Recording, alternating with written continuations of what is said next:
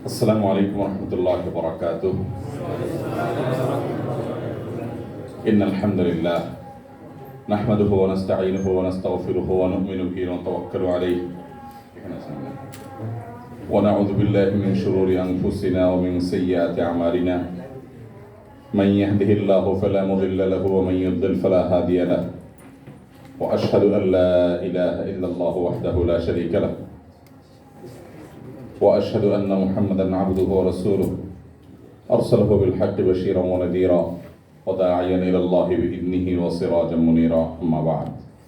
সকল প্রশংসা আল্লাহ রাব্বুল আলামিনের জন্য। অসংখ্য অগণিত দরুদ এবং সালাম বর্ষিত হোক প্রিয় নবী মুহাম্মদ মুস্তাফা সাল্লাল্লাহু আলাইহি ওয়াসাল্লামের প্রতি। আল্লাহুম্মা সাল্লি আলাইহিম আল্লাহুম্মা বারিক আলাইহি। মুহতারাম মুআজ্জাজ সম্মানিত দিন দরদি ভাইরা, আমাদের অত্যন্ত মহব্বতের ভালোবাসার মানুষ মুফতি মোহাম্মদ আলী ভাই হাফিজাহুল্লাহ, তার মাদ্রাসায় আমরা আজকে আসতে পেরেছি, সেজন্য অত্যন্ত আনন্দিত, অত্যন্ত তৃপ্ত, ভালো লাগে কাজ করছে। কারণ তিনি একজন স্বপ্নবাজ মানুষ। স্বপ্নবাজ মানুষরা স্বপ্ন দেখতে পছন্দ করে, উদ্যমী মানুষরা কাজ করতে পছন্দ করেন এবং উম্মার কল্যাণে, জাতির কল্যাণে তাদের কাজগুলো অত্যন্ত পরিশ্রম সাধ্য হয়ে থাকে, গোছানো হয়ে থাকে। আমরা আজকে ফেনীর মাদ্রাসাতুল হিদায়াতে উপস্থিত হয়ে এই মাদ্রাসার বিভিন্ন কার্যক্রম সম্পর্কে অবহিত হলাম, দেখলাম এবং জানলাম যে আমাদের মুফতি মোহাম্মদ আলী ভাই মাশাআল্লাহ একটি স্বপ্নের মসজিদ কমপ্লেক্স করার কাজ তিনি শুরু করেছেন এবং স্বপ্ন নিয়ে তিনি এগিয়ে যাচ্ছেন। এবং আমাদের পাশেই মাশাআল্লাহ মসজিদের একটা সুন্দর ডামি আমরা দেখতে পাচ্ছি। এই ডামির আলোকে তিনি এই মসজিদটাকে গড়ে তোলার স্বপ্ন দেখছেন। আল্লাহ তাআলা তার এই স্বপ্নকে পূরণ করুন, আমরা বলি আমিন। এবং আমাদের সমস্ত কাজগুলোতে আল্লাহ তাআলা ইখলাস দান করেন। ইখলাস, আমরা যেন শুধু আল্লাহকে সন্তুষ্ট করার জন্য, আল্লাহ রাব্বুল আলামিনের কাছ থেকে সওয়াব এবং বিনিময় পাওয়ার আশায় যেন আমরা কাজগুলো করতে পারি, সেই তৌফিক আল্লাহ তাআলা আমাদেরকে দান করুন। সম্মানিত উপস্থিতি, আল্লাহ রাব্বুল আলামিন আমাদেরকে দুনিয়াতে যে সংক্ষিপ্ত জীবন দিয়ে পাঠিয়েছেন, এই জীবনে আমাদের প্রতি মুহূর্তে হিসাব মেলানো দরকার। প্রতি মুহূর্তে যে আমরা কোন জায়গায় দাঁড়িয়ে আছি। আমি জান্নাতের পথিক, জান্নাতের পথযাত্রী। আমার গন্তব্য তো জান্নাত পর্যন্ত, কিন্তু আমি যে জায়গায় দাঁড়িয়ে আছি, এখন কোন লোকেশনে আছি, এখান থেকে জান্নাত কত দূর, জান্নাতের যে নেভিগেশন তার সাথে আমার চলার মিল কতটা আছে, কতটা আমি সঠিক রুটে আছি, কতটা ভুল রুটে আছি, এই হিসেবগুলো আমাদের প্রতিনিয়ত মেলানো দরকার, প্রতিনিয়ত মেলানো দরকার। বিশেষ করে আপনারা বেশিরভাগ এখানে আমি দেখতে পাচ্ছি তরুণ, যারা বয়সে তরুণ আছেন, তারা এই সমাজের সাধারণ দিশাহীন, আদর্শহীন নামে মুসলিম তরুণ যারা আছেন, তাদেরকে পথ দেখাতে হবে। আর সেটার জন্য আপনাদেরকে বহুবিধ কাজ করতে হবে, নিজের স্কিল ডেভেলপমেন্ট করতে হবে। তরুণরা, বিশেষ করে জানা শিক্ষিত তরুণ যারা আছেন, তারা দিনই দিক থেকে অগ্রসর হওয়ার পাশাপাশি আপনাদের দক্ষতা, যোগ্যতা, আপনাদের স্মার্টনেস, এই সমাজে আপনাদের গ্রহণযোগ্যতা বৃদ্ধি করতে হবে। তাহলে অন্য সাধারণ যে তরুণরা আছেন, তারা আপনাদের দ্বারা প্রভাবিত হবে এবং এটা আপনাদের নিজেদের জন্য প্রয়োজন। অতএব প্রতি মুহূর্তে আমাদের নিজেদেরকে শানিত করতে হবে, ঝালাই করতে হবে, পরখ করে দেখতে হবে যে আমরা কোন জায়গায় দাঁড়িয়ে আছি। আত্মজিজ্ঞাসায় মগ্ন হতে হবে যে আমি কোথায় আছি। আমি একজন তরুণ, আমি সমাজের কতজন তরুণকে প্রভাব ফেলার মতো নিজের ব্যক্তিত্ব গঠন করতে পেরেছি। আমার চলাফেরা, আমার কথাবার্তা, আমার চিন্তা ভাবনা, আমার স্মার্টনেস, আমার দক্ষতা, আমার কাজের স্পৃহা, আমার পার্সোনালিটি, আমার তাকওয়া, আমার দিনদারি, আমার ঈমান, আমার সুন্দর আচরণ, আমার সার্বিক যোগ্যতা এবং সবচেয়ে বড় কথা হলো আমার রবের সাথে আমার সুনিবিড় সম্পর্ক কতক্ষণ আমি করতে পেরেছি, যার ফলশ্রুতিতে এই সমাজের সাধারণ যুব সমাজের মধ্যে প্রভাব পড়বে। তারা আমাকে অনুসরণ করবে, অনুকরণ করবে, ভালোর দিকে আহ্বান করব। আমরা বেশিরভাগ মানুষ আজকাল শুধুমাত্র কথার দাওয়াত দিতে পছন্দ করি। কথার দাওয়াতের চাইতে কাজের দাওয়াতের প্রভাব অনেক বেশি হয়ে থাকে। কথার দাওয়াতের চাইতে কাজের দাওয়াতের প্রভাব অনেক বেশি হয়ে থাকে। এই জন্য আপনি দেখবেন রাসূল আকরাম সাল্লাল্লাহু আলাইহি সাল্লামের জীবনে কথা কিন্তু খুব বেশি নেই, কথা খুব অল্প। এক একটা মজলিসে আলোচনা খোলাসা দেখা যাবে যে একটা হাদিস হয়তো 2 মিনিট 3 মিনিট লাগছে বলতে, বাস শেষ, মজলিস শেষ। তারপর সাহাবীদের জীবন দেখেন, তাদের জীবনের যে কথামালা হাদিস আকারে সংরক্ষিত আছে আমাদের কাছে, সেগুলোকে অ্যানালাইসিস করলেও দেখা যায় যে তাদের জীবনে কথার পরিমাণ খুব সীমিত ছিল, কম ছিল, অনেক বেশি কথা বলতেন না। এরপরে পরবর্তী সালাফদেরও একই অবস্থা আমরা দেখেছি। এমনকি আপনার এখনকার যুগেরও খুব ব্যক্তিত্ববান মানুষেরা, যাদের দাওয়াতে দুনিয়া অনেক বেশি প্রভাবিত হয়ে থাকে এবং যাদের দাওয়াতের ভিতরে রুহানিয়ত আছে, আত্মার খোরাক আছে, তাদের মধ্যে দেখবেন যে কথার চাইতে কাজের পরিমাণ অনেক বেশি। আজ আমাদের মধ্যে একটা দোষ, আমরা যারা দাওয়াতের কাজ করছি, আমি সহ, আমাদের মধ্যে একটা দোষের বিষয় হলো আমরা মনে করি আমি কথা দিয়া, আমার লেখা দিয়া, আমার যুক্তি দিয়া, তর্ক দিয়া, ওয়াজ দিয়া, বক্তব্য দিয়া, দুনিয়াকে ফতোয়া দিয়া, মাসআলা দিয়া দুনিয়াটাকে আমি সোজা করে ফেলবো। সন্দেহ নাই এটা দাওয়াতের মূল হাতিয়ার মাধ্যম, যে আমরা কথা বলবো, বোঝাবো, লিখবো মুখ দিয়ে, হাত দিয়ে, ঠিক আছে। কিন্তু দাওয়াতের একটা বড় এবং প্রভাবশালী মাধ্যম হলো আমাদের কাজ, আমাদের আমল। সেটা কিভাবে হবে? যেটা বললাম একটু আগে, যে আপনি যা বলেন তা করেন, আপনি যা বিশ্বাস করেন সেটা প্রকাশ করেন, আপনার কাজের সাথে কথার মিল আছে। আপনি জানেন যে আল্লাহ রাব্বুল আলামিন চোখের জেনাকে হারাম করেছেন, নিষেধ করেছেন। নবী করিম সাল্লাল্লাহু আলাইহি সাল্লাম এটা আমাদেরকে এবারে সাবধান করেছেন। আপনি বলার সময় অন্যকে সাবধান করেন। আপনি যখন একান্তে ফেসবুকে স্ক্রল করেন তখন আপনি কি করেন? আপনি যখন ইউটিউবে ওয়াজ শুনতে গিয়ে ডানে বামে আজে বাজে কোনো লিঙ্ক চলে আসে তখন আপনি কি করেন? এই জিজ্ঞাসা নিজের প্রতি নিজের রাখতে হবে। যদি দেখেন যে না, আমি বলি একটা, করি আরেকটা, তাহলে সাথে সাথে এবার নিজেকে শাসন করা শুরু করতে হবে। আত্মশাসন না, আমি তো ভণ্ড হতে পারি না, এটা তো ভণ্ড মানুষের কাজ।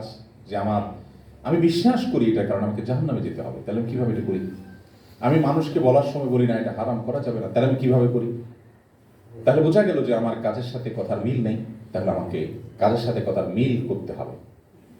ইখলাস বলা হয় এটাকে। নিজের কাজ এবং কথা এগুলোকে মেলাতে হবে। মোহতারাম হাজিরিন, একইভাবে আমাদের নিজেদেরকে তিল তিল তিল তিল করে গড়ে তুলতে হবে। ব্যক্তিত্ব গঠন যেটাকে বলা হয় সেটা করার চেষ্টা করতে হবে।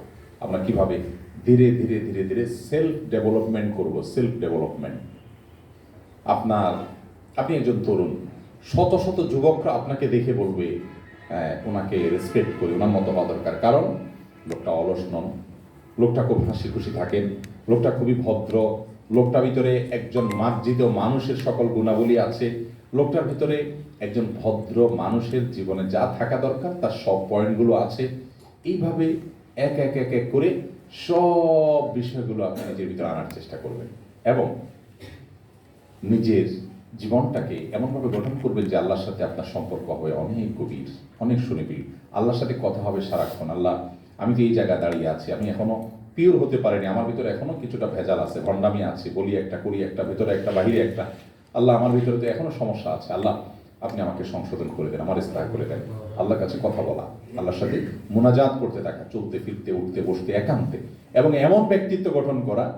আপনি কোনো কলেজে পড়েন, আপনার কলেজের সমস্ত বন্ধু বান্ধবরা, আশপাশের লোকেরা আপনার দ্বারা প্রভাবিত হবে, আপনাকে দেখে শিখবে, অনুপ্রাণিত হবে, সবাই বলবে এর মতো হওয়া দরকার। আপনি সবার উপকারে আসবেন, সবাই ছোটদেরকে স্নেহ করবেন, বড়দেরকে শ্রদ্ধা করবেন, বন্ধুদের প্রতি সমীহ রেখে চলবেন। এক কথায় সুন্নাতে রাসূল সাল্লাল্লাহু আলাইহি ওয়াসাল্লামের একটা বাস্তব উদাহরণ আপনাকে দেখলে পাওয়া যাবে। এই চেষ্টাটা, সেলফ ডেভেলপমেন্টটা যদি আপনি করতে পারেন, তাহলে আপনার দাওয়াতে এই সমাজের বকে যাওয়া, বিপদগামিতার পথে চলে যাওয়া আদর্শহীন যুবক যারা আছে, তারা দেখবেন দলে দলে আপনার আদর্শকে গ্রহণ করবে, আপনাকে অনুসরণ করবে ইনশাআল্লাহ। আমাদের নিজেদের জন্য নিজেদের সংশোধন হতে হবে। আমাদের দাওয়াকে প্রভাবিত করার জন্য, দাওয়া দ্বারা মানুষকে প্রভাবিত করার জন্য, দাওয়াকে প্রভাবশালী করার জন্য, দাওয়া দ্বারা মানুষকে উপকার সাধন করবার জন্য আমাদের ব্যক্তিত্ব গঠন করতে হবে। এই জিনিসটা যদি আমরা না করতে পারি, তাহলে এ সমাজের যারা আজ আদর্শহীন হিসেবে ঘুরে বেড়াচ্ছে, 31st নাইট উদযাপন করে যে যুবক নিজের মূল্যবান জীবনকে ধ্বংস করছে, ফুর্তি করছে, কেন করছে সে নিজেও জানে না। হ্যাঁ, রাত 12টা 1 মিনিটের জন্য অপেক্ষা করে সে আপনার আতশবাজি করছে, ফানুস উড়াচ্ছে। আমরা হয়তো কেউ তাচ্ছিল্য করছি তাদেরকে নিয়ে, কেউ হয়তো আমরা খুব জ্বালাময় বক্তব্য দিচ্ছি, কিন্তু আমরা কি একটাবার ভাবছি এ লোকগুলো কেন এসব করছে? কারণ তাকে কেউ পথ দেখায়নি, কারণ সে কোনো পথ পায়নি। সে কিসের পিছনে জীবন দিচ্ছে, হাজার হাজার টাকা ব্যয় করছে। একটা ইংরেজি নববর্ষ আসছে, তো তাতে কি হয়েছে? একটা ইংরেজি নববর্ষ আসলে ফুর্তি করতে হবে, তার ভিতরে চেতনা নাই, চেতনা ভোতা হয়ে গেছে। পশু পাখি যেরকম, সাধারণ প্রাণী যেরকম, তাদের ভিতরে কোনো বিশেষ চেতনা নাই, খায় দায় ফুর্তি করে, যখন যা খুশি তা করে, সে সেরকম হয়ে গেছে। তাকে দাওয়া দেওয়া প্রয়োজন, তাকে পথ দেখাতে হবে। আর এই পথটা দেখাতে হবে আপনাকে আমাকে। আর এই পথ দেখানোর প্রয়োজনে অন্যকে পথ দেখাতে হলে আমার নিজেকে সলিড করতে হবে, ভালো মানুষ করতে হবে। এই চেষ্টা, এই সাধনা আমাদের মধ্যে থাকতে হবে। যদি করতে পারি, ইনশাআল্লাহ আমাদের প্রিয় মাতৃভূমি, প্রিয় স্বদেশ, এটাকে আমরা সতেজ সজীব করে ফেলতে পারবো। অনেক যুবক আছে ইসলামের পথে, ধর্মের পথে আসার পরে, বিশেষ করে কলেজ ইউনিভার্সিটি থেকে আসার পরে একটু ঢিলাঢালা হয়ে যায়। ঢিলাঢালা বুঝেন? মানে কাজকামের দিকে আর মনোযোগ থাকে না, চাকরি বাকরি করতে মনে চায় না, সব হারাম, কোন দিকে যাবে, ব্যবসা বাণিজ্য করতে মনে চায় না। সেই জিকির আজকার তসবিহ তাহলিল, হুজুরদের পিস পিস ঘুরা, একটু ওয়াজ নসিহত শোনা টোনা, বাস এই হলো তার দুনিয়ার কাজ, দিনের কাজ, সব মিলে শেষ। এটা ভুল।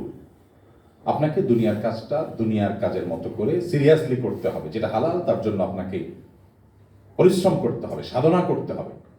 ইন্নাল্লাহা ইউহিব্বু ইযা আমিলা আহাদুকুম আমালান আন ইউতকিনাহু।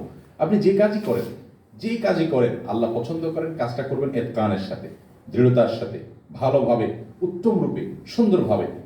নবী করিম সাল্লাল্লাহু আলাইহি ওয়াসাল্লামের কাছে পানাহ চাইতেন, আল্লাহুম্মা ইন্নী আউযু বিকা মিনাল আজজি ওয়াল কাসাল। আল্লাহ আপনার কাছ থেকে অলসতা থেকে পানাহ চাই। অলসতা, কোন যুবক যদি দিনের পথে আসার পরে অলস হয়ে যায়, অলস মানে কি? অলস বলতে কোনো কাজ করতে তার ভালো লাগে না, মা বাবা একটা কাজ দিলে সেটাও করতে ইচ্ছা করে না, তার শুধু মনে চায় সে একটু জিকির আজকার করবে, তেলাওয়াত করবে, দোয়া দরুদ পড়বে, এই কাজগুলোই ভালো লাগে শুধুমাত্র। হ্যাঁ, মা বাবার কোনো কথাও মন চায় না, পরিবারের জন্য কিছু করতে মনে চায় না, সে উদ্যমী না, সে কর্মঠ না, সে পরিশ্রমী না, তার ভিতরে ঢিলাঢালা ভাব চলে আসছে। তাহলে বুঝতে হবে শয়তান এই লোকটাকে দিনের পথে আসছে, তো এখন তার কোমর ভাঙার কাজে শয়তান নেমে গেছে। এর শয়তান ঢিলা বানাই দিয়া, এমন ঢিলা বানাই দিতে চাচ্ছে যে এ নিজে কোন রকম ঘোড়ায় ঘোড়ায় হয়তো চলতে পারবে, এর দিয়ে দিনের তেমন কোনো উপকার হবে না। আমার কথা কি আপনারা বুঝতে পারছেন? এই জন্য একজন যুবক দিনের পথে আসার পরে সমাজের অন্য যুবকের বাপ মা এবং অভিভাবকরা এটা বলতে না পারে যে ওর ছেলের মতো হইও না, যে ওইটা শেষ, এখন সারাদিন মসজিদে পড়ে থাকে আর ওই সারাদিন হুজুরদের পিছিয়ে পিছিয়ে ঘুরে, ইউটিউব ফেসবুকে ওয়াজ শুনে বসে বসে, কোনো কাজ কামের প্রতি মনোযোগ নাই, কোনো আন্তরিকতা নাই, ভাই বোনের প্রতি কোনো দায়িত্ব নাই, মা বাবার প্রতি দায়িত্ব নাই, সমাজের প্রতি দায়িত্ব নাই। না, এই দেশটা আমাদের, আমরা এই দেশের সন্তান, এই দেশটা আমাদের গড়তে হবে। একজন যুবককে সঠিক পথে আনতে হবে, একজন মানুষকে ভালো পথে আনতে হবে, একটা বিপদগ্রস্ত মানুষের পাশে দাঁড়াতে হবে। যুবকরা সবাই মিলে সমাজে একটা ভালো কাজের উদ্যোগ নিতে হবে, একটা ভাঙা রাস্তা নির্মাণ করে দিতে হবে, একজন গরিব মানুষের কষ্ট দূর করার জন্য কয়েকজন মিলে উদ্যোগী হতে হবে, মুরব্বীদের শ্রদ্ধা করার মতো মানসিকতা যুবকদের মধ্যে ম্যানার্স তৈরি করতে হবে। এই সার্কেল সোসাইটি আমাদেরকে গড়ে তুলতে হবে। তাহলে কি হবে? আমাদের প্রিয় দেশটাকে আমরা সাজাতে পারবো, আর এর মাধ্যমে আমাদের রবের সাথে আমাদের সম্পর্ক সুনিবিড় হবে, আমরা আদর্শবান যুবক হতে পারবো। অন্যরা দেখে যে বলে হ্যাঁ এইরকম একটা ছেলে হওয়া দরকার। আমি কি বোঝাতে পেরেছি? আল্লাহ তাআলা আমাদেরকে তৌফিক দান করুন। আপনারা যারা ফেনীতে আছেন, আলহামদুলিল্লাহ ফেনীতে অনেক ওলামায়ে কেরাম আছেন, অনেক ওলামায়ে কেরাম আছেন, সিনিয়র, মধ্যম এবং জুনিয়র, বিভিন্ন স্তরের ওলামায়ে কেরাম ফেনীতে আছেন। যারা ফেনীতে থাকেন না, ঢাকায় বিভিন্ন জায়গায় থাকেন, কিংবা ফেনীতে থাকেন, সব ধরনের আলিয়া বলেন, কওমি বলেন, বিভিন্ন ধরনের মাদ্রাসাগুলোর মধ্যেও উল্লেখযোগ্য বড় বড় ভালো ভালো আদর্শ এবং মেসাল উপমা দেওয়ার মতো অনেক প্রতিষ্ঠান ফেনীতে আছে, আলহামদুলিল্লাহ। এটা ফেনীবাসী মানুষের জন্য বিরাট বড় একটা সৌভাগ্যের বিষয়। এর মধ্যে বিশেষ করে আমাদের মুফতি মোহাম্মদ আলী ভাই, মাশাআল্লাহ, আমি শুরুতেই বলেছি সামনে প্রশংসা করা যদি জায়েজ হতো তাহলে এখন অনেক প্রশংসা করতাম, কিন্তু যেহেতু এটা হাদিসে নিষেধ আছে সেজন্য প্রশংসা বেশি করলাম না। কিন্তু এতটুকু বলি যে আমার সুধারণা আছে যে আল্লাহর বান্দা তিনি ভালো কিছু চান, এবং আপনারা যারা কাজ করতে চান এ ধরনের তরুণ কোনো উদীয়মান কোনো আলেম যদি থাকে, তাহলে তার সাথে মিলেমিশে কাজ করতে চাইলে, কাজ করতে পারলে সমাজে একটা ভালো কিছু করা যাবে ইনশাআল্লাহ। শয়তান অনেক কিছু আপনাদেরকে বোঝাবে, বলবে। শয়তানের কাজই হলো যে ভালো কিছু হতে গেলে যেন সেটাকে বাধাগ্রস্ত করা যায়। বোঝেন না কথা? ভালো কিছু হলে সেখানে শয়তান এক একজনকে এক একভাবে বুঝাবে, বুঝায়া ওইটাকে দুর্বল করে ফেলবে, যাতে করে ওইটা এফেক্টিভ বা সমাজের মধ্যে প্রভাব বিস্তারকারী কোনো কিছু হতে না পারে।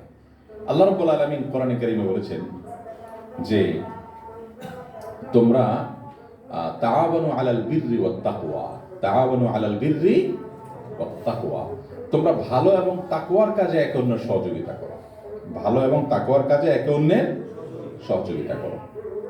আল্লাহ এখানে কাজের সাথে সহযোগিতা করতে বলেছেন, খেয়াল রাখবেন, কর্তার সাথে না। আল্লাহ বলেন নাই তাআওয়ানু আলাল বাররি ওয়াল মুত্তাকি, যে লোক ভালো মানুষ, যে লোক মুত্তাকি পরহেজগার, তার সহযোগিতা করবা। মূলত ভালো এবং তাকওয়া সহযোগিতা করলে তার সহায়তাই হবে, কিন্তু আল্লাহ তাআলা ওইভাবে বলেন নাই। কেন? এর একটা কারণ হলো যে আল্লাহু আ'লাম, আমরা অনেকে দেখবেন যে কোনো একটা ভালো উদ্যোগ, কোনো একটা ভালো জিনিস, ভালো কাজ যখন হয়, আমরা করতে গেলে শয়তান আমাদেরকে বলে এর সাথে সহায়তা করবি, এই কোন দলের কোন গ্রুপের, এর সাথে বনে কি না, এর ভিতরে কি বাইরে কি, বাবারে আবার কোন ফাসাদ। শয়তান ওই ব্যক্তি নিয়ে আপনাকে ব্যস্ত করে দিবে, কাজ নিয়ে না। কাজটা কিন্তু সুন্দর, কাজটা সুন্দর, আপনি জানেন উনি একটা ভালো কাজ করতেছে, কিন্তু শয়তান আপনাকে বলবে না ব্যক্তি। তো আল্লাহ তাআলা তো ব্যক্তির কথা বলেন, আল্লাহ বলছেন কাজের সাথে সহযোগিতা করতে, না ব্যক্তির সাথে করতে বলছেন? কাজের সাথে করলে আলটিমেটলি ব্যক্তির সাথে হবে, ঠিক আছে, কিন্তু আল্লাহ তাআলা কাজ দেখতে বলেছেন, ব্যক্তি না। আর আমরা কি দেখি? ব্যক্তি, আমার দলের কিনা, আমার গ্রুপের কিনা, আমার মতের কিনা। তাহলে কাজ এবার একটু বাঁকা টাকা থাকলে ওটা যুক্তি তর্ক দিয়ে সোজা সোজা করে নেব আমরা। আর যদি আমার মতের না হয়, দলের না হয়, চিন্তার না হয়, তাহলে তাহলে তাহলে কাজটা যদি একেবারে সোজাও থাকে, তো একটু দেখলে বলবো হালকা একটু বেঁকা বেঁকা লাগতেছে, একটু মনে হয় ওই মাথার দিকে মনে একটু হালকা বেঁকা আছে, তাই না? চোখে একটু বেঁকা বেঁকা লাগবে। তো এই যে আমাদের কর্মপন্থা, এটা কোরআনের সাথে যায় না। কোরআন আমাদেরকে বলছে তাআওয়ানু আলাল বিররি ওয়াত তাকওয়া, সৎ কর্ম, তাকওয়া, এই কাজে তুমি সহযোগিতা করবে। সৎকর্মশীল আর মুত্তাকিকে সহযোগিতা করো, আল্লাহ এরকম বলতেন। তাহলে এবার যে যেটাকে, যে যে দল করে, যে যে মতের, যে যে পন্থার, যে যে গ্রুপের, তার কাছে সেই হলো মুত্তাকি, আর বাকি হলো ফিতনাবাজ, ঠিক না? বাকি হলো বাতিলপন্থী, বাকি হলো বিভ্রান্ত, মানে ম্যাক্সিমাম এই হলো অবস্থা, তাই না? তাহলে কি হতো? তার কাছে মুত্তাকির সংজ্ঞা হতো তার দলের, তার গ্রুপের, তার মতের, তার চিন্তার মানুষ। এর বাইরের লোক মুত্তাকি পরহেজগার এটা তার কাছে মনে হতো না। অথচ আল্লাহ রাব্বুল আলামিন সেই কথা বলেন। তাহলে আমাদেরকে সহযোগিতা করতে হবে কাজের সাথে, কাজের সাথে। হ্যাঁ, ব্যক্তি তো অবশ্যই দেখতে হবে, আমি বলছি না যে ব্যক্তি দেখবেন না। একজন অমুসলমানও আপনার যে কোনো কাজে তার সাথে আপনি চাপা করবেন। হ্যাঁ, একজন অমুসলমান যদি কোনো সামাজিক একটা ভালো কাজ করে, কথার কথা, ধরেন একটা রাস্তা মেরামতের জন্য একজন অমুসলমান উদ্যোগী হয়েছেন, আপনি তার সহযোগী হবেন না অসহযোগী থাকবেন? ভাই, রাস্তাটা মেরামত করলে সবার উপকারে আসবে, কাজটা ভালো, তাহলে আমরা এই কাজটা তার সাথে সহায়তা করতে পারি কি পারি না? এখন আমভাবে আবার সব ভালো কাজ দেখে সবার সাথে সহায়তা করা যাবে সেটাও না, কিন্তু যে ইন জেনারেলি, সাধারণভাবে, আমভাবে আল্লাহ রাব্বুল আলামিনের নির্দেশনা হলো এটাই, যে কাজের সাথে সহযোগিতা হবে, কর্তা দেখে নয়। কর্ম দেখে সহযোগিতা, কর্তা দেখে। আর আমরা এখন শয়তান আমাদেরকে বুঝায় কি? কর্তা দেখে সহযোগিতা করো, কর্ম দেখে নয়, ঠিক না? কর্তাটাকে, লোকটাকে, কি তার কোন গ্রুপে, আমাদের সাথে আছে কিনা, আমাদের লোক কিনা। হ্যাঁ আমাদের, ঠিক আছে, আলহামদুলিল্লাহ, তাহলে এবার নারায় তাকবীর, ঠিক না? ও আমাদের সাথে নাই, তাহলে কি, কোনটা কোনটা আল্লাহ জানে না, তাহলে বাবা সর্বনাশ, কাজ যত ভালোই হোক, ঠিক না? আমাদের এই অবস্থা। মনগুলাকে বড় করতে হবে এবং চিন্তার উদারতা আনতে হবে, এবং সেটা দিনের জন্য আনতে হবে। আমাদের ব্যক্তিগত কোনো স্বার্থ কারো এখানে থাকা উচিত না, তাহলে ইনশাআল্লাহ ভালো কাজ হবে। দেখেন, কার কোন কাজ আল্লাহর কাছে কবুল হবে বলা কঠিন, তাই না? কার ইখলাস কতটুকু আছে, আল্লাহর কাছে কতটুকু গ্রহণযোগ্য হবে জানা কঠিন। উনি একটা কাজ শুরু করছেন, আমি একটা কাজ করব, আপনি একটা করবেন, আরেকজন আরেকটা করবে, আমি আর কিছু করতে না পারি, এই কাজটা করলাম যে আল্লাহর কাছে দোয়া তো করতে পারবো ইনশাআল্লাহ, যে আল্লাহ এটাকে কামিয়াবি দান করেন আল্লাহ। যদি এটা আল্লাহর কাছে মাকবুল প্রতিষ্ঠান হয়ে যায়, তাহলে এর অংশীদার ভাগীদারদের মধ্যে আমি একজন হয়ে গেলাম। যে কোম্পানি খুব আপনার প্রতিষ্ঠিত হয়ে গেল, ওটা প্রতিষ্ঠার সাথে আমি ছিলাম। ব্যাপারটা ভালো লাগবে না ইনশাআল্লাহ? এর কারণে আখিরাতে আমাদের বাণিজ্য ভালো হবে না ইনশাআল্লাহ? সেজন্য ভালো কাজ দেখলে সহযোগিতা করতে হবে। আমি একটা কথা প্রায় সময় বলি যে বীজ আছে, বীজ, গাছের বীজ, বিচি আছে না, বিচি, আমের বিচি ধরে। এই বিচিগুলো যখন লাগায় মানুষ, কেউ জানে না কোন বিচি কত দূর যাবে, ঠিক না? কিছু বিচি আছে যে বিচিগুলো লাগানোর পর ওইটা একটু শুধু ইয়েটা বাইর হয়, কি বলে ওইটাকে, আপনার অঙ্কুর, একটু বিচিটা ফেটে একটু বের হইলো মনে করেন, আর ওখানে কোন এক বনি আদম হুলস্থুল করে দৌড় দিয়ে যেটা পাড়া দিছে, শেষ, ঠিক না বেটি? ওইটার হায়াতে পর্যন্তই ওই বিচি ওই অঙ্কুরেই শেষ হয়ে গেছে, তাই না? আবার কোনটা দেখা গেল যে না, মানুষের পা টানা থেকে বাঁচছে বেচারা, বাঁচা টাচায়া দুইটা পাতা গজাইছে সুন্দর সুন্দর, মাশাআল্লাহ করে একটা ছাগল একজন আয়েশা বিসমিল্লাহ করে উঠে ওইটা দিয়ে এসে ব্রেকফাস্ট করে ফেলে, তাহলে ওইটা ওই দুই পাতাতেই শেষ। আবার কিছু বিচি আছে যে অঙ্কুর গজাইছে, দুইটা পাতাও গজাইছে, গজায় আর একটু লিক লিক লিক লিক করে বেচারা উঠছিল, আরো দু চারটা পাতা হইয়া মাত্র উঠছে, একেবারে ছোট বাচ্চার মতো, কচি শিশুর মতো সে লক লক করতেছে, 1-1.5 হাত 2 হাত হয়ে গেছে, ছাগল মিয়ার নাগাল থেকে একটু উপরে উঠে গেছে, কিন্তু গরু মিয়া আসে সেটারে লাঞ্চ করে ফেলছে, এক মশলে লাঞ্চ করে ফেলছে, শেষ, ফিনিশ না? আবার কিছু বিচি আছে যে বিচি দেখবেন যে আপনার এই তিনটা স্তর পার হয়ে মাশাআল্লাহ সে মানুষের মাথার উপরে উঠে গেছে, গরুর নাগালের বাইরে হয়ে গেছে, তার যে কাণ্ড সেটা মোটামুটি মোটা হয়ে গেছে, এখন গরু এক বছর খেয়ে ফেলবে সে সুযোগ নাই, মাশাআল্লাহ অনেক দূর গেছে সে, কিন্তু কোন বনি আদমের খপ্পরে পড়ছে, তার কুড়ালের তলে পড়ছে, হ্যাঁ, বৃক্ষ নিধন কানের তলে পড়ছে, কেটি সে বেঁচে ফেলছে, কে ফেলছে, চালাই ফেলছে, লাকড়ি বানাইছে, লাঠি বানাইছে, কিছু একটা বানাইছে, শেষ বেচারা ওখানে, ঠিক না বেটি? আবার কিছু বিচি আছে যেগুলা এই মানুষের পাড়া, ছাগলের কামড়, গরুর খানা, মানুষের কুড়াল, এ সব পার করে বিশাল বড় গাছ হয়ে গেছে, কত বাধা পার হয়ে এসে এ পর্যন্ত টিকে গেছে। এবার এখান থেকে ফল হয়, ছায়া হয়, ফসল হয়, দিন দিন বড় হতে থাকে, মানুষ আর কাটে না, মায়া করে, বিশাল বড় মহিরু হয়, সবাই উপকার পাইতে থাকে। এইরকম কোন বীজটা কোন পর্যন্ত যাবে, বীজ যে লাগায় সে কি জানে? কথা বোঝেন না আমার? এই যে অনেকগুলো স্তরের কথা বললাম, কোন বীজটা কোন স্তর পর্যন্ত গিয়ে ঠেকবে, যে লাগায় সে জানে? যারা পরিচর্যা করে তারা কি জানে? একমাত্র জানেন কে? আজকে এই আল হেদায়া মসজিদ বা মানে মাদ্রাসাতুল হেদায়া বা আরো যেসব প্রতিষ্ঠান সুন্দর সুন্দর হচ্ছে আপনার ফেনীতে বা সারা দেশে, যারা করছে তারাও জানে না এটা কি ছাগলের গাল পর্যন্ত যাবে, না গরুর খানা পর্যন্ত যাবে, না মানুষের কুড়াল পর্যন্ত যাবে, না এই সব পার করে বিশাল বড় মহিরু হয়ে শত শত বছর যুগ যুগ ধরে টিকে থাকবে। এটা যে প্রতিষ্ঠা করে সেও, আর যারা পানি দেয় এটার গোড়ায় তারাও, আল্লাহ জানে। কিন্তু বুদ্ধিমান মানুষের কাজ হলো কি জানেন? এই জন্য এই যত চারা দেখবে সব চারাকে মায়া করবে, এখানে লাগাবে, ওখানে লাগবে, এখানে পানি দিবে, ওখানে পরিচর্যা করবে, কারণ কোনটা মহিরু হয়ে যায় বলা যায় না। সফল চাষি কারা হয়, সফল কৃষক কারা হয়? যে একটা নিয়ে বসে থাকে সে অনেকগুলো লাগাবে, 100টা চারা লাগাবে, 2টা ছাগলে খেয়ে ফেলবে, একটা গরুতে খেয়ে ফেলবে, 2টা মানুষে কেটে নিয়ে যাবে, একটা পায়ের নিচে পাড়া যাবে, একটা যদি টিকে যায় বাস লাল, ঠিক না বেটি? তাহলে আমাদের কাজ কি ভাই? আমাদের কাজ হলো যে কোনো কল্যাণের কাজ, তাকওয়ার কাজ, নেকের কাজ, ভালোর কাজ আমরা দেখব, আমি সেখানে একটু পানি ঢালবো, সেখানে একটা কি ঢালবো?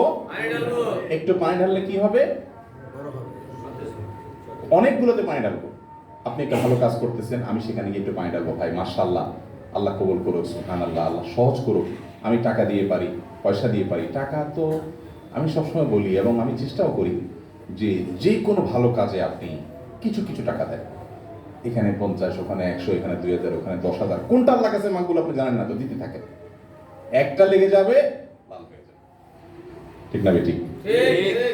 এই চেষ্টাটা আমাদের মধ্যে থাকা উচিত। এই যে একটা চমৎকার উদ্যোগ, আমরা দোয়া করি এই উদ্যোগটা আল্লাহ রাব্বুল আলামিন এটাকে কামিয়াব করুন। এই উদ্যোগ না, আরো আমাদের ভাইয়েরা যত উদ্যোগ নিচ্ছেন, ফেনীতে, ফেনীর বাইরে যতজন যত উদ্যোগ নিচ্ছেন, আল্লাহ তাআলা সবার উদ্যোগগুলোতে ইখলাস দান করুন। আমাদের সবাইকে আল্লাহ কোরআন এবং সুন্নাহর অনুসারী হওয়ার তৌফিক দান করুন। আমরা সমাজকে সাথে নিয়ে সমাজের মানুষকে যথাসম্ভব আস্থায় এনে যথাসম্ভব তাদের হিতাকাঙ্ক্ষী হয়ে দাওয়াতি কাজ করব। তাহলে ইনশাআল্লাহ আমাদের দ্বারা সমাজ কি হবে? উপকার পাবে। আর যদি সমাজ থেকে আমরা আলাদা হয়ে যাই, সমাজ থেকে বিচ্ছিন্ন হয়ে যাই, আমাদের নিজেদের মধ্যে আমরা দল দল গ্রুপ গ্রুপ ভাগ হয়ে যাই, তাহলে কখনো আমাদের দ্বারা উপকার হবে না। একটা কথা আমি বিভিন্ন জায়গায় বলার চেষ্টা করি এবং এই কথা যারা বিচক্ষণ দায়ী তাদের অনেকের কাছ থেকে আমি শুনেছি, তারাও বলেন, কথাটি হলো ভাই, আমাদের সবার কমন শত্রু, সকল মুসলমান না শুধু সব মানুষের কমন শত্রুর নাম কি? শুধু শত্রু নেই, আল্লাহ বলছেন এটারে আদুউম মুবিন। কি বলছে আল্লাহ? প্রকাশ্য শত্রু। আচ্ছা, প্রকাশ্য শত্রু আল্লাহ বলছে, কিন্তু জীবনে দেখলাম না, এটা কেমন কথা? হ্যাঁ, আল্লাহ গোটা কোরআন জুড়ে শয়তানকে বলছে কি? প্রকাশ্য শত্রু, অথচ সব শত্রু দেখি, হেতারে শুধু দেখি না। তো কেমনে প্রকাশ্য শত্রু হলো? কারণ শয়তান তার শত্রুতাটা দিনের আলোর চাইতেও প্রকাশিত, সারাক্ষণ প্রকাশিত। আপনি দেখেন ফজরের সময় কেন এত মজার ঘুম আসবে না? হবে ঘুমটা রাত 12টা বাজে শুয়েছি, ঘুম আসে না, উসফুস 2 ঘন্টা 1 ঘন্টা 2.5 ঘন্টা ঘুমে আসে না, ঠিকই ফজরের সময় ঘুম আসে। কাহিনী কি? শত্রুতা প্রকাশ্য না? এই যে আপনার ক্ষতি করতে চাইতেছে, ধরা পড়তেছে না? আমার যখন উঠা দরকার তখন আমার ঘুমের জন্য হাত পা টিপি। কেন এতে 12টার দিকে আসে হাত পা টিপি, তাড়াতাড়ি শোয়া দিতে পারে না? ওই সময় হাত পা টিপবে না, এই সময় আরো আপনারা চুলকাবে, যেন না ঘুমাতে পারে। একটা কথা বললাম, এরকম সব কাজ আপনি দেখেন, আপনি এটা ভালো কাজে যাবেন, শয়তান আপনার একটা কুবুদ্ধি দিবে, বলবে মাথা খারাপ নিয়ে যায়, তার ইচ্ছে মানুষ নষ্ট করবে। এই যে কাজ, এই শত্রুর বিরুদ্ধে আমরা সবাই জানি আমাদের শয়তান হলো কমন শত্রু। তাহলে শত্রুর বিরুদ্ধে আমরা এখন মুসলমানরা কোন জায়গায় দাঁড়ায় আছি? আমি গতকালকে লক্ষ্য করে এটা বলছি, আমরা এখন জায়গায় আছি এই জায়গায় যে আমরা সবাই জানি যে শয়তান আমাদের শত্রু। এখন এই শত্রুর মোকাবেলা নিয়ে আমরা এখন মারামারিতে আছি। বিষয়টা বোঝার চেষ্টা করো, কিভাবে মোকাবেলা মারামারি? আমরা বলতেছি শয়তানের শেষ করতে হবে। কিভাবে শেষ করতে হবে? আমি বলতেছি শেষ করার জন্য সুন্দর করে মাদ্রাসার ছাত্রদের দিয়ে, আপনার এলে মাটি দিয়ে তৈরি করে সুন্দর সুন্দর ঢেল তৈরি করতে হবে, গোল গোল, এবং এটা মারতে হবে, এটা দিয়ে শেষ করতে হবে। উনি বলতেছেন নো, মাটি দিয়ে মারলে তো হবে না, আমাদেরকে পাহাড়ে গিয়ে ছোট ছোট পাথর কুড়ে আনতে হবে, এই পাথরগুলো দিয়ে মারতে হবে। আপনি এসে বলতেছেন না না পাথর হবে না, লাঠি লাঠি দিয়ে মারতে হবে। আর যদি বলছে দুধ, এগুলো দিয়ে গুলো দিয়ে মারতে হবে। এখন আমরা নিজেরা কামড় কামড়ে লেগে গেছি, মাটি, ঢেলা, পাথর, লাঠি না গুলি, আমরা 4 জন 4টা নিয়ে মারামারিতে লেগে গেছি। লাগা ওই মারার আর খবর নাই, এখন লাঠি মারবো না এটা মারবো, এটা করতে করতে আমাদের দিন শেষ।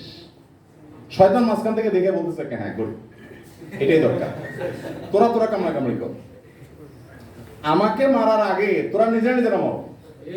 এবার আমাদের শক্তি নষ্ট হচ্ছে কি দিয়া? আমি হাদিস বাহির করতেছি, কোরআন বাহির করতেছি, উনি যেটা বলতেছে না এই পাথর মারা যাবে না, ঢেলা সাবেত করতে হবে, এটার জন্য কিতাব খুঁজতেছি, বই খুঁজতেছি, সারা জীবন শেষ এটা করতে করতে।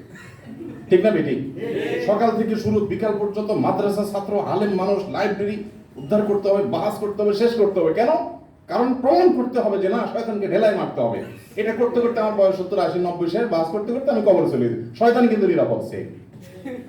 ঠিক না বেঠিক? উনি আবার একই ভাবে, ওনারা আবার শয়তান এসে পুরুষ গেছে, আপনি বসে থাকবেন কেন হুজুর, আপনি হকের উপর আছেন, আপনি কত বড় হকের উপর আছেন, এই বেটাকে ইট মারতে, ঢিলা মারতে। ঢিলা মানে কি হবে শয়তানের? এ তো বুঝতেছে না, এই শয়তানের দোসর দালাল। আপনি এর গোমর ফাঁস করেন, জলদি বাইর করেন। এবার উনিও বাইরে গেছে, নেট দেখতেছে, কিতাব দেখতেছে, গোষ্ঠী উদ্ধার করতেছে। আবার আরেকজন ওনার কাছে ইবলিস যায়, বলতেছে হুজুর এটা কোনো কথা? আপনারা হলেন হকের ঝন্ডাধারী, হক্কানি আলেম, আপনারা বসে আছেন, কেমন কথা? বাতিল মাথা ছাড়া দিয়ে হচ্ছে, দেখছেন এক বাতিলে কত কিতাব বার করছে, আরেক বাতিলে আরেক কিতাব বার করছে, আমরা কতগুলো বার করেন, এবার উনিও কতগুলো বাইর।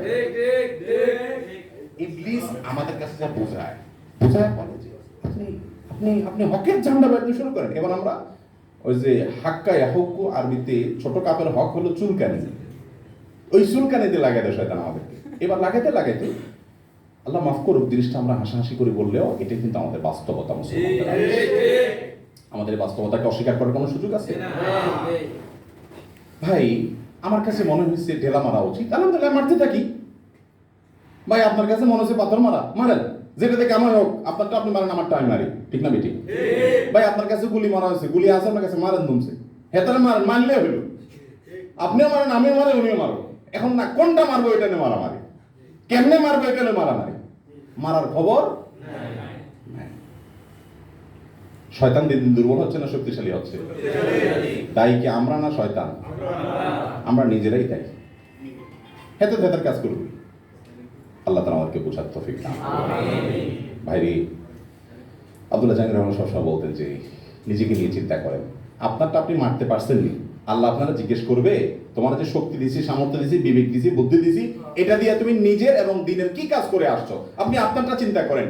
আরেকজনকে ঘায়েল করা, ডিবেট দেওয়া, তারে আপনার থামানো, তার গোষ্ঠী উদ্ধার করা, তার পর্দা উন্মোচন করা, তার আপনার কি বলে গোমর ফাঁস করে দেওয়া, ভাই এটা আপনার কাজ না। কোনো কোনো ক্ষেত্রে উম্মার কল্যাণে ভুলভ্রান্তি, এর মানে এই না যে উম্মার কল্যাণে কারো ভুল ধরবেন না, শুধুমাত্র সোজা ফেরেশতার মতো চলবেন না, সেটা না। উম্মার ভুল ধরারও পদ্ধতি আছে ভাই। সবচেয়ে বড় ভুল ধরার পদ্ধতি এটা যে আপনি নিজে আপনারটা করে দেখাই দিলেন যে হ্যাঁ এটাই ইফেক্টিভ, মাশাআল্লাহ, এটাই সহি। আপনার কাজই প্রমাণ করবে, আপনার আমলই প্রমাণ করবে, আপনার আত্মবিশ্বাস প্রমাণ করবে, আপনার কর্মচঞ্চলতা প্রমাণ করবে। আপনি লক্ষ্য পানে এগিয়ে যান, আপনি আরেকজনেরটা নেবেন না, আপনি যেটাকে সত্য মনে করেছেন, ভালো মনে করেছেন, হক মনে করেছেন, ইল্লা ফাহমুন উতিয়াহু রাজুলুন মুসলিম, একজন মুসলিম হিসেবে আল্লাহ আপনাকে যে বুঝ দিয়েছেন, কনসেপ্ট দিয়েছেন, এর বাইরে আল্লাহ আপনাকে জিজ্ঞাসাবাদ করবেন না। বুঝের ভুল মাফ, আপনি যতটুকু বুঝেছেন আকলকে সবটুকু খরচ করে হক উদ্ধার করার জন্য চেষ্টা করে সেটা অনুযায়ী চলতে থাকেন, মানুষকে আহ্বান করেন, দোষের কিছু নেই। কিন্তু আপনার মুসলমান ভাইয়ের পিছনে লেগে শক্তিটা নষ্ট করেন না ভাই, এই শক্তিটা ক্ষয় করেন না। এই যে বিভিন্ন মানুষ আমাদের পিছনে দেখবেন অনেকে লাগে, অমুকে ভিডিও বাইর করছে, অমুকে লেখা লিখছে, আমাদের কোনো সময় মানুষ বলে হুজুর এই যে বলছে কিছু বলবেন না, উল্টাপাল্টা কথা বলতে আছে। আমি কই ভাই বেচারার কাজ নাই দেখি বেচারা এটা করতে আছে, যদি তার হাতে অনেক কাজ থাকতো হে আমার পিছে লাগার টাইম পাইতো না। আমার হাতে অনেক কাজ ভাই, আমি এর পিছে লাগবে কত, আমি সামনে যেতে যেতে কুল পাইতে আছি। পিছে লাগা আর সামনে চলা দুই টাইপের কাজ। যারা সামনে যায় এদের পিছে আপনি দে খাতা কলম লয়ে বইছেন যে এতে সামনে গেছে না, এটা ট্যাঙ্ক বিয়া আছে, এর সামনে গেছে না, এতে যাওয়াটা জোরে হয়ে গেছে, একটা আস্তে যাওয়া দরকার ছিল। এরকম কিছু মানুষ থাকে, কাম হলো কি করা, এই শুধুমাত্র বই বই শুধু পিছে লাগো। আর যে সামনে থাকে এই বেচারা তো পিছে থাকার সময় নাই, কারণ পিছে লাগতে হলে তো পিছে আসা লাগবে। এ তো সামনের মানুষ, পিছে আসবে করতে, পিছের মানুষ থাকবে না সামনের মানুষ থাকবে। আবার মনে করেন না কেউ যে আপনাদেরকে আমি আসছি এখানে বোঝানোর জন্য যে না আপনারা সব ওই গোলালু হইয়া, এত গোলালু একটা ভালো ব্র্যান্ড হয়েছে না, গোলালু হইয়া আপনারা এমন হয়ে যান যে আপনারা একবারে ওই যে দুনিয়ার কোনো ওই যে কয় না বাজা মাছটাও লেখাতে জানেন না, দুনিয়া ধ্বংস হয়ে যাক কিছু বলিয়েন না, অসৎ কাজের বাধা প্রদান করিয়েন না, বাতিলকে বাতিল বলিয়েন না। না আমি সে কথা বলছি না, ভুল বুঝবেন না। আপনি আপনার কাজ করেন, আপনার সাথে কম্পিটিশনে আছে আপনার মুসলমান ভাই যিনি কোরআন এবং সুন্নাহকে অনুসরণ করাকে নিজের জন্য আবশ্যক করে নিয়েছেন। এই আল্লাহর বান্দা আপনার ভাই, আপনার মুসলিম ভাই, আপনার সাথে চিন্তার মতো পার্থক্য থাকতে পারে, বুঝের মতো পার্থক্য থাকতে পারে। এগুলোর কারণে ওই ব্যক্তির পেছনে শক্তি ক্ষয় করে শত্রুতা করে সময় নষ্ট করিয়েন না, যেটা আমরা আজকাল করতেছি দিনের নামে, ইসলামের নামে। এক গ্রুপ আরেক গ্রুপের পিছনে, একজন আরেকজনের পিছনে। আরে ভাই বিরোধিতা, মত পার্থক্য এক জিনিস আর মুখালাফাত আর এক জিনিস। ইখতিলাফ আর মুখালাফা এই দুটো পার্থক্য জানেননি? যারা আরবি একটু টুকটাক করছেন তারা জানেন।